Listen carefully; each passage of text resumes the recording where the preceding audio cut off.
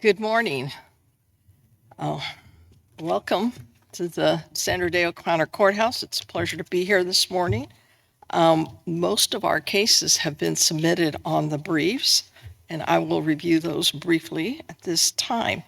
The case of Cecilio Constancio Morales versus Pam Bondi has been submitted on the briefs, as well as the case of Leonardo Bedoya Corona versus Pam Bondi, and the case of Nestor Balanzar Salas versus Pam Bondi, and the case of Moises Ortiz Garcia versus Pam Bondi. Those cases have been submitted on the briefs, as well as the case of Edgar Javier Solorio Manzo versus Pam Bondi. So the case set for oral argument this morning is the case of Crossfirst Bank, Kansas Banking Corporation, and Nancy Hanna versus Vieste, SPE, LLC, Herbert J. Sims and Company, Inc., and William B. Sims.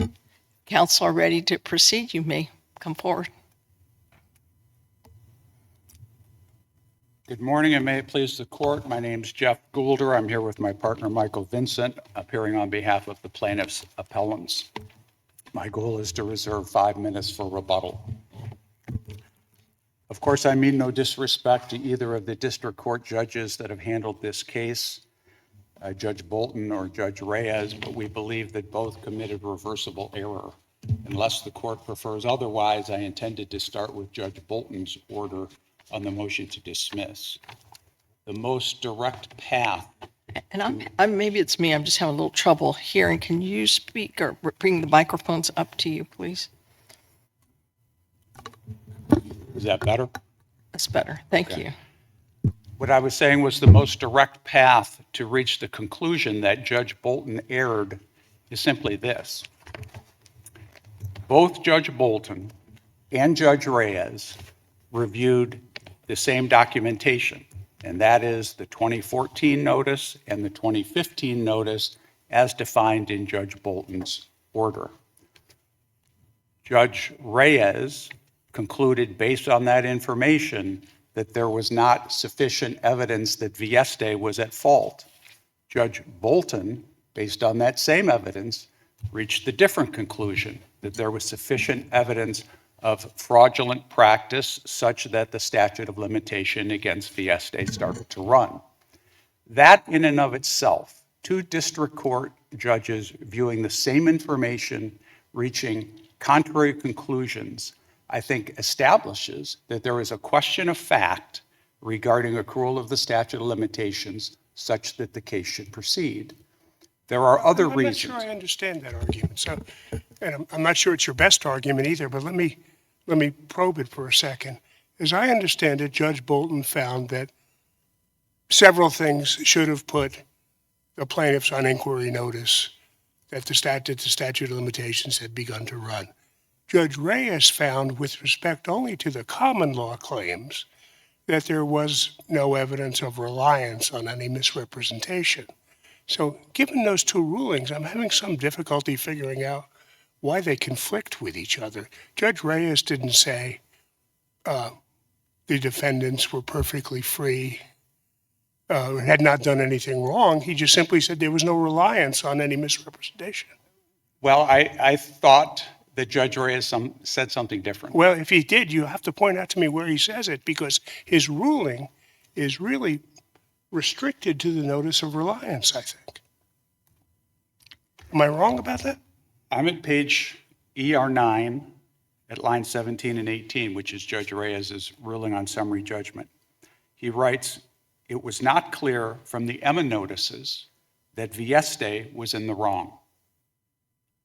Judge Bolton concluded that it was clear from the Emma notices that Vieste was in the wrong. Okay, so let's go back to Judge Bolton's ruling for a second, because as I understand your position, you wouldn't have been able to know whether you had a claim in this case until there was a ruling in the state court litigation, correct? You're correct. So I want to pose a hypothetical to you. Let's assume there had only been the 2014 notice from Standard & Poor's and no litigation had ensued. would the statute of limitations ever have begun to run in your view?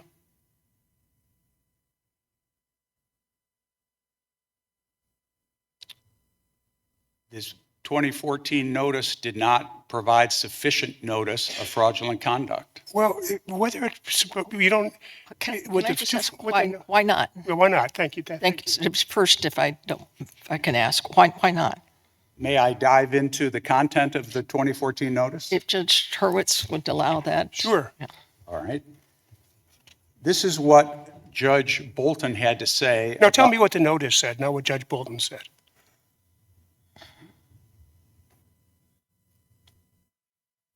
The notice downgraded the bonds because it appeared that there was a controversy about whether or not, I'm going to use the term without capital letters, yard waste, had to be separated. And shouldn't that have put the plaintiffs on inquiry notice that there might be a problem here?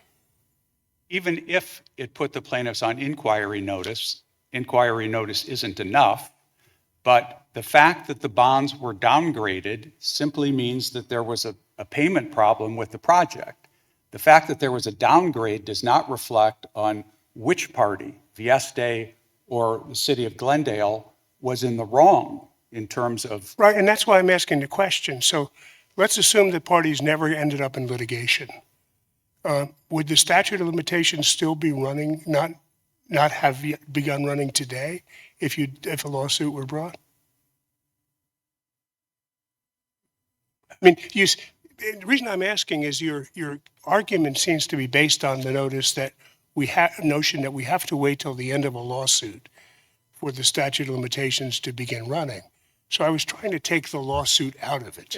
If you take the lawsuit out of it, I take it your position has to be that suit could be brought today because the statute never would have begun to run. Judge Hurwitz, we have a unique situation here where you have two parties, Glendale and Vieste. One is right, one is wrong, and they're both pointing fingers at one another. So different from the hypothetical you just posed. No, but that's why I'm asking you the hypothetical. So let's assume that the lawsuit never begins. You know there's a dispute between the parties about what the contract provides, but they never sue each other. And if they never sue each other, then it must be your position that the statute of limitations never begins to run.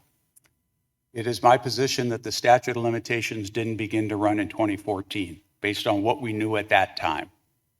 But your position, it seemed like from the briefing, was that it only could have run until there was a decision in state court. And before then, there was no way, I think from what I'm understanding from your briefing, because I'm not hearing that from you here exactly today, was that, and I think we're supposed to look at when you would have suspected with reasonable diligence. And I'm trying to understand why what happened in October of 2014 and July of 2015 isn't sufficient to put you on notice and to start the accrual of the Arizona Securities Act. It seemed like in your briefing, you made the argument that you could not have known who made representation in the official statement from the notices between October and July of October 14 and July of 15. But I think it seems like only Vieste made representations in the official statement. So I don't know how that argument works for you, and I'm going based on the briefing because it sounds like you're maybe arguing something different here today, because only Vieste could have been the party that made the misrepresentation. But that doesn't mean that only Vieste was a prospective defendant. In other words, there would have been a claim against the city of Glendale for negligence, for example, if it entered into a waste supply agreement and violated the agreement knowing that there were bondholders that bought. So the point I'm trying to make is, based on the facts that we're presented with, where we have underlying litigation, each party pointing the finger at the other, The plaintiffs know one party's not at fault. But it seems like a bit of an odd theory to say that only when a court determines the outcome of litigation and the arbitrator went one way and then the state court goes another way and the parties both think they have good faith positions, to then say, well, when that's over, now I retroactively know that there were false statements at the time of the bond's issuance. That's a very odd theory, isn't it? It's a unique situation, Judge Collins, because as I said, we had two parties. We know they're both, not both of them are at fault. Only one is at fault. So I'm not asking the court to announce some broad decision regarding I accrual think of what we're statute of getting at limitations. here with the various lines of questioning is that the facts are what the facts are. And what a court ultimately decrees about a party's good faith dispute that went one way versus the other can't be what controls the statute of limitations. It has to be what the underlying facts are that could have been discovered by a reasonable person on inquiry notice after the substantial downgrade of the bonds to a notch above junk.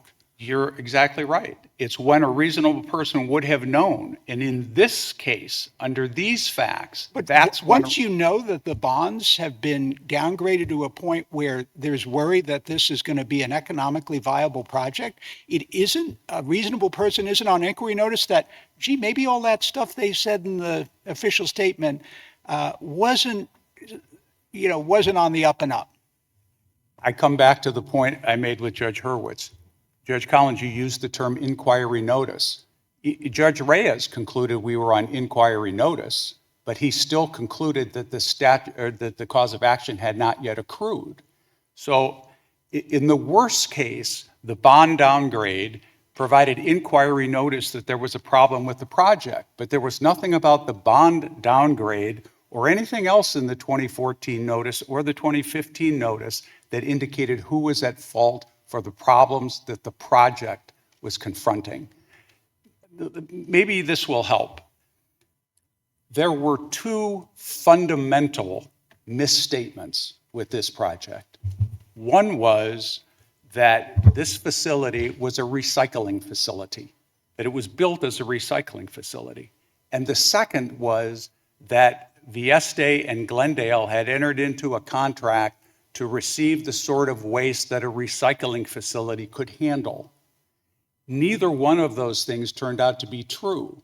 That is, the facility that was built was not a recycling facility at all, because Vieste had never communicated to its building contractor that the use of the project has changed. The contractor built an incinerator. We didn't know that. We could not have known what the contract between Vieste and its builder held until after the Glendale litigation concluded, because that was not public knowledge. That was not public information. The other thing that we did not know and could not have known is, what did the waste supply agreement mean? We knew what it said. We knew what it said. S&P knew what it said. S&P didn't pick up on the fact that there was some disconnect in terms of the definition of yard waste with a capital letters and yard waste with lowercase letters. S&P rated the bonds A+. So it is not a valid argument for the defendants to say, you bond buyers had access to the waste supply agreement. You should have acted like lawyers and judges and determined for yourself what it meant. Well, with respect to the first of the two misrepresentations that you identify, doesn't the 2014 S&P notice indicate that Vieste had decided that it had to retrofit the facility and change it in order to do what it wanted to do? So weren't you on at least notice at that point that the facility couldn't do what you thought it could do? We were on notice that the facility couldn't process the sort of waste that it was receiving.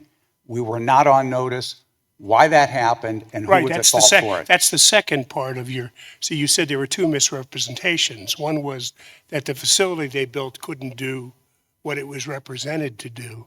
Yes. And I'm looking at the 2014 S&P notice, and that says Vieste has decided that it would have to retrofit the facility in order to accomplish what it wanted to do. So certainly you were on notice at that point of that problem, weren't you?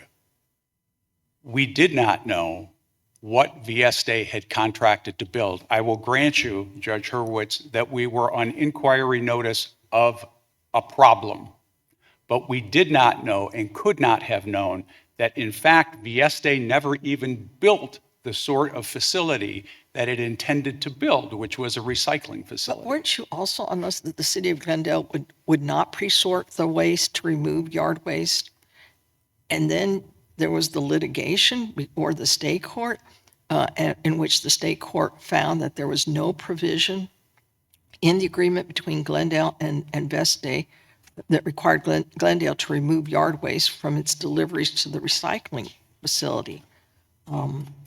And only Vieste made, from my reading, made representations in the official statement. So I just wanted to give you an opportunity to tell me why these notices are not sufficient for the plaintiffs to suspect that due to the yard waste dispute, that Vieste had misrepresented the facility's design and its ability to generate the revenues that. Thank you, Judge McGee. Let me take you up on that suggestion or invitation. I'm looking at the notice to bondholders, which is the 2015 notice. I'm at page ER 890. The bottom paragraph. This is Superior Court Judge Bergen. She writes, as a preliminary matter, there is no provision in the WSA that explicitly requires the city to remove unacceptable waste types. That's what Judge Bolton cited in her ruling. But that's not the end of the sentence. The rest of the sentence says, or that explicitly allows the city to deliver both acceptable and unacceptable waste types. In other words, Judge Bergen was saying this contract doesn't answer the question. She was saying that there is not an explicit statement in the contract that resolves the issue. To my mind, holding out the possibility of extrinsic evidence to be used to interpret the contract. Of course, the bond buyers were not parties to any negotiations of this contract. They have no knowledge of any extrinsic evidence. All they can do is look at the waste supply agreement, to the extent bond buyers even have an obligation to do that, and note the same thing that Judge Bergen noted, which is the contract doesn't explicitly answer the question. I think you're at 3 minutes and 24 seconds. Did you want to reserve that time? Thank you. Thank you.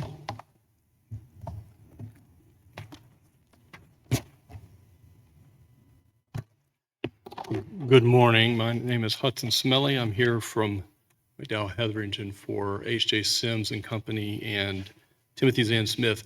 I think and I'm going to try to focus on the motion to dismiss that was granted, and my colleague will speak to the summary judgment.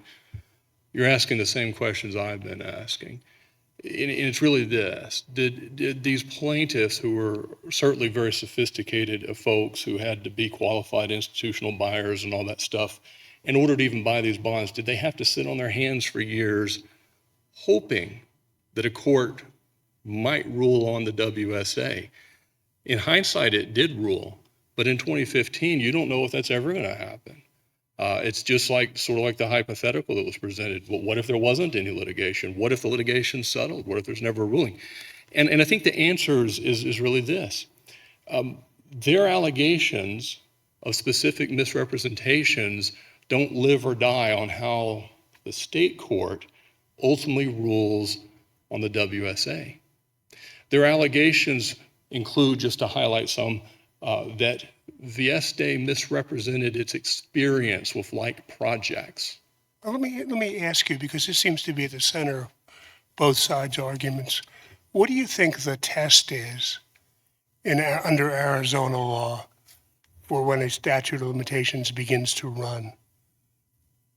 And obviously, it normally begins to run when an injury occurs, but we're dealing with discovery in these cases.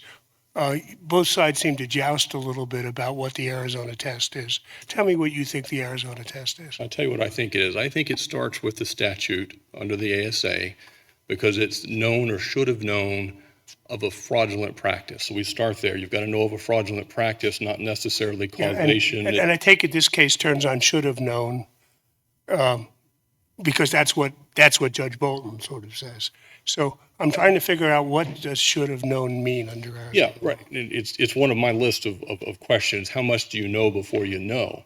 And I think the answer under Arizona Supreme Court law from 2024, the Satamian case that we've cited in our brief, no, it wasn't. Sorry, it was not an ASA case, but it's when you had enough information to file your claim. It was when you had an idea that someone was a potential defendant. It's not, as we see in certain places in the plaintiff's brief, when they know something unequivocally. Well, but what they're saying, and this makes a little bit of procedural sense, is that all they really knew in 2014 and 15 was that somebody had misrepresented something, whether it was the city of Glendale or Vieste. And should they have sued both of them at the time? I think that was a possibility. I think they knew more than just that somebody might have made a misrepresentation. You back up from this big picture. Vieste had one job to which all the other things it was going to do were somewhat peripheral. It needed to make sure Glendale, the only possible source of the right kind of waste, was not only willing, but capable financially and technologically to deliver the waste. And then it needed to do a contract that unequivocally, explicitly required them to do that. Nothing else would matter if that wasn't done. And having the agreement in place just by itself isn't enough. Even if Vieste had won the lawsuit in the state court years later, all of their claims still stand. The fact that the agreement was poorly drafted, took years of litigation, would be support or evidence for their having misrepresented their experience in this kind of project. See, so the claims don't ultimately turn on that issue. But back to how much did they need to know? If they had enough, and in the court, Judge Bolton had cited and relied on Aaron v. Fromkin, that case used the language of, because there was a court ruling in that case out of the bankruptcy court, and that's what they had relied on, and the court said, no, you knew sooner because you suspected the fraud sooner. You had reason to suspect the fraud sooner. That was the Well, language that's why I'm used. asking, because sometimes the briefs talk about suspicion, and sometimes they talk about should have known, and the language in the ASA is should have known, but the language in some of the Arizona cases talks about reasonable suspicion. So I'm trying to figure out what Arizona test we're supposed to apply to this. I think the Arizona case law isn't 100% consistent on that. But I think from the Supreme Court of Arizona, that Satamian case in 2024 captures the idea. When did you have enough information to plead your claim? Arizona has well-established pleading rules. You don't have to make a prima facie case. We had cited that in our brief. There's a case called Boone that we had cited. But basically, you do enough investigation that you can allege these claims that aren't clearly groundless or frivolous. We have a discovery process that allows you to discover more facts. But what's clear under the Arizona rule, announced or really said again in Satamian, you don't have to have all the facts. You don't have to have all the evidence. Well, what Satamian says is there must also be reason to connect the what to a particular who in such a way that a reasonable person would be on notice to investigate whether the injury might result from fault. So what is it that establishes the connection here to the particular who as of what time? Yeah, I think, and of course, that's in a different context in the ASA, but I think the gist of it still applies here because under the ASA. I mean, do you think the standard for the statute of limitations is different for the ASA than for the common law claims? I think it requires less, and it requires less because the elements are less. This was a statutory claim that was made to be much simpler than even a 10b-5 claim. You don't have to prove damages. You don't have to prove intent. You do have to prove materiality and the remedies rescission. Just so I understand your position, Craig, the elements of the discovery rule are the same. The difference comes from the fact that they're applied to different underlying elements of the causes of action that produces a different ultimate rule. Is that? Exactly, and there are Arizona cases that will make that note that the elements of a particular cause of action play a role in determining accrual. So here, it's not when did they know with certainty or unequivocally that Vieste is at fault. They knew this thing was a cluster in 2014 and 15, and as has already been pointed out, Vieste owned the pin on the official statement. If there is a misrepresentation there, it's at their hand, and then what else is important is that again, those claims misrepresenting their experience or how deeply they looked into the viability of the facility, whether the facility could be self-sustaining. All the later ruling could do is add another data point of evidence, one way or the other. Those things were either false or true back in 2013 when that document was authored. Well, one of the things that sort of seems strange to me in this case is that I'm not sure they would ever have an ASA claim against Glendale because the representations were purported to be made by Vieste and the underwriter. That's right, because the ASA, because we mentioned earlier, Judge Collins, about the who. The ASA tells you kind of the who. You have to make, induce, and there's one other, you have to fit one of those three, and courts don't usually parse those out very carefully. But that kind of identifies the who. Well, who's that involved? Well, that's what I guess what I'm It's saying gotta is be that Vieste. the who in this context could only have been the underwriters in Vieste. That's right. It may have been that they didn't do anything wrong. That goes to the other part of the That's right. inquiry, which is where you put on notice. But I don't think there was going to be a difficult time figuring out if there was a misrepresentation, who made it. Because the representation was only made by the underwriters in Vieste. That's correct, because Glendale doesn't have a pin on the official statement. Yeah, the waste supply agreement's attached to it, and that's negotiated. But you're absolutely right. It's who wrote this. There is an issuer of the bonds, but they make it clear in the official statement that they really didn't have a pin on the official statement. So I want to go back to the other part of the test.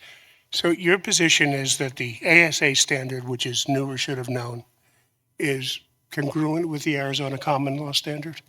I think it is, with just the caveat that you have less elements than Well, you I understand, have but for a fraud what claim. you knew or should have known is different. The question is Yeah. whether it's knew or should have known. And I think that's right. It's right in the statute, and knew or should have known will be based on the not looking in a piece of information in isolation, like the rating going from A+ to BBB-. In the aggregate, not only was this thing a complete disaster, it's a revenue bond with no revenue, no recycling, no money coming in. It's a recipe for a default on the bonds. And Vieste didn't do that first task. Make sure Glendale can actually do the job and is willing. Can I ask you a question? I know you're out of town, but in your briefing, you represent Sims, is that correct? Yes, Your Honor, and Dan Smith. Sims argued that the misrepresentation allegations in the plaintiff's first amended complaint were considerably broader than they are on appeal, and then argued that the dismissal of the Arizona Securities Act claims should be reviewed against the broader misrepresentation allegations. I was just trying to figure out, what's your best case for this position? Well, my best case for that position is that's what they actually allege in their complaint. And so my point is simply that if you've alleged a whole slew of misrepresentations, you start to realize, you know what, there's a bunch of that I was aware of due to these notices. You start narrowing the claim and say, well, we don't have an explicit statement that the MRF was ill-designed. That was my point. If I just go back, I see now. that makes sense. Just go back to the complaint. Okay. Thank you very much. Thank you.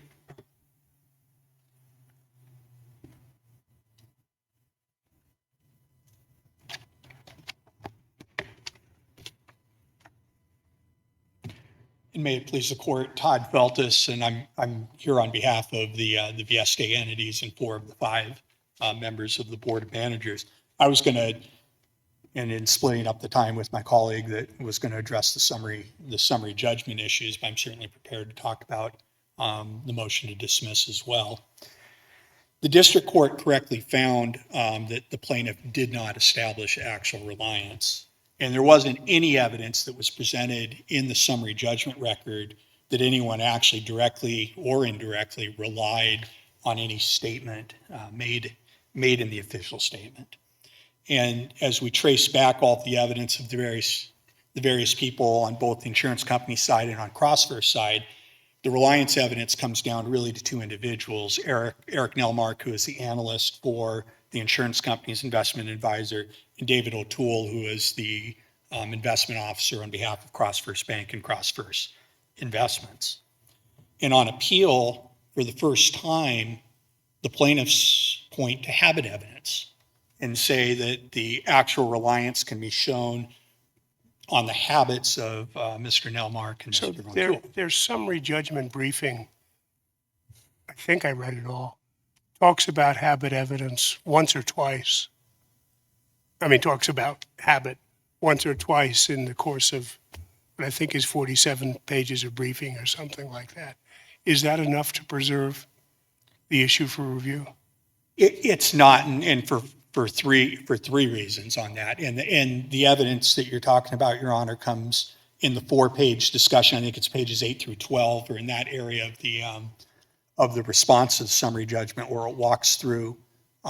Because they make two references to practice, to the practice. That's absolutely correct. So with respect to Eric Nelmark, they talk about custom and practice. And then with respect to O'Toole, they talk about practice. So there's Why three. wasn't that enough to put the district court on notice that this was something they were, that may or may not be successful. That's a separate issue. Sure. But your first argument is that they never made the argument below. That's right. And I think it's probably better to say they didn't develop the argument below very well, but they did seem to raise it. Well, I think the development of the argument in the briefs and the underlying record goes into them not raising it. With Nelmark, they use the phrase custom and practice. Doesn't tie to any label in Rule 406. And I'm not here to say that labels matter. I don't understand why it has to tie to 406. 406 is an issue about admissibility, and I don't see that anyone was contesting about admissibility. When I read the summary judgment order, the first thing I immediately thought of was, oh, this is an argument that this is what I would normally do, and so I must have done it logically, you can make that argument. This is what I do, and therefore I draw the inference. Whether you stamp 406 or habit on it, I don't see, that seems to me to be a red herring. Why am I wrong? Well, I think it gets beyond the label. So when you go beyond the one sentence about the custom and practice, with Eric Nelmark, for example, pages 19 and 20 of his deposition that they rely on, they ask him 3 questions as to what he would have done in a hypothetical situation. It's not a reflexive view, a reflexive action. It may be an insufficient to support an inference that they did, in fact, when they looked at this official statement, that they did, in fact, look at particular things. They may have factually not established a sufficient basis that based on how they would normally do things, they did something here that could be reasonably inferred. But that seems to me to be the issue. And this whole thing about 406, or did you say magic words, seems to me to be a red herring. Well, the magic words I don't think goes far enough. I think that's one of 3 things. But the underlying evidence behind what the custom and practice is. Excuse me. How about the Angwin factors? Did they need to be reviewed in your view? Is that what you're arguing? Yes, I think the Angwin factors, and I think the Angwin factors are more just a reflection of the advisory committee rules in Rule 406. That Let's assume for a second that they preserved the argument, and the evidence was what the evidence was. Why was that evidence insufficient to establish reliance? And that may be more useful for me, at least, to focus on whatever evidence was introduced, whether it establishes reliance or not. Because, well, let me start with Nelmark. In the case of Nelmark, the underlying evidence, the 3 questions that he was asked on pages 19 and 20 didn't go anywhere near habit. It asked what he would have done in a particular situation and what he would have done, would he have raised it with the supervisor. In addition, Nelmark's testimony was that this was not a reflexive action on his part. I mean, certainly he read a fair amount of official statements, but his testimony was, hey, once I saw this thing was rated A+, I wasn't quite as careful. I may not have read through the whole document. Can you address O'Toole's affidavit that the district court eventually decided not to consider? Sure. The O'Toole's declaration was 180 degrees off from what he testified in his deposition. None of his declaration really goes to habit or customer practice. It's what he would have testified had he been asked certain questions. And in his declaration, he goes specifically what he would have relied on in the official statement. Now, going back to the deposition, which was a 30B6 deposition with one of the topics that was described with reasonable particularity, reliance, and for good reason, because that was part of the class definition for the fraud and negligent misrepresentation claims. So in the absence of O'Toole's, assume he's never been deposed, would his declaration have been sufficient to create a fact issue on reliance? No. I mean, it was actually, I take it might be. I mean, the problem with O'Toole's declaration, though, is that he phrases it, had I been asked, this is what I answered. No, I understand. I understand that the district court said, I'm not going to consider it because it's in contrast to your deposition testimony. Right, but let's assume that he should have considered it. If he should have considered it, it seems to me it's probably enough to get past summary judgment, isn't it? It might be, in particular the paragraph where he lays out I guess if we had no summary or we had no deposition before. If it hadn't been a sham or declared as a sham. Right. I mean, we're certainly in a closer call. I guess so in order for us to uphold the reliance ruling of the district court, it seems to be necessary to uphold the sham affidavit ruling. I think that's right, and I think there's ample evidence. I mean, first of all, that it's reviewed on abuse of discretion, and I think Judge Reyes was well within his discretion on declaring it a sham declaration. O'Toole was asked at least. We've also said that it should be applied with considerable caution because it really presents a risk that the district court is going to start to make credibility determinations.